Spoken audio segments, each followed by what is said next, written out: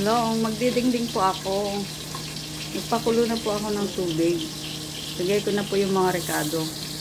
Nilagay ko na po yung bawang, sibuyas, tsaka luya. Ayan po. Tapos lagyan ko na po ng bagoong. Lagyan na po natin yung bagoong. Pampalasa. Tapos lagyan na rin po natin ng betchin.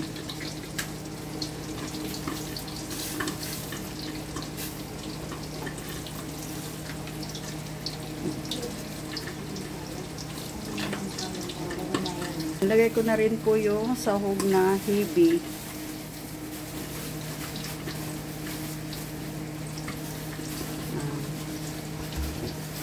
Tapos lagay na rin po natin yung saluyot. Ayan, nilagay ko na po yung saluyot.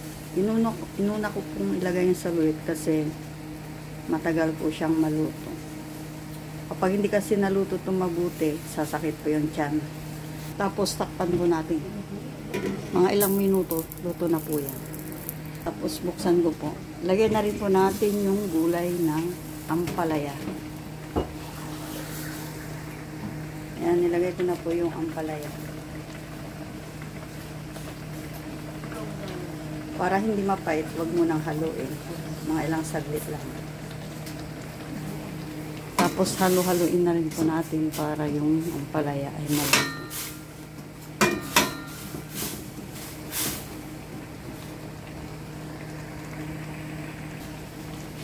Takpan po ulit. Buksan na po natin at ilagay na rin po natin yung dahon ng malunggay. Ayan, nilagay ko na rin po yung dahon ng malunggay. Halo-haluin lang po natin. Tapos tikman.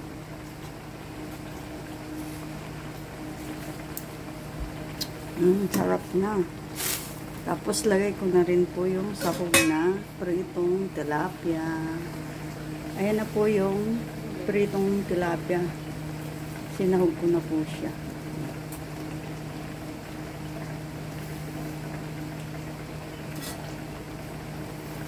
Luto na po itong mga kamadang kasar.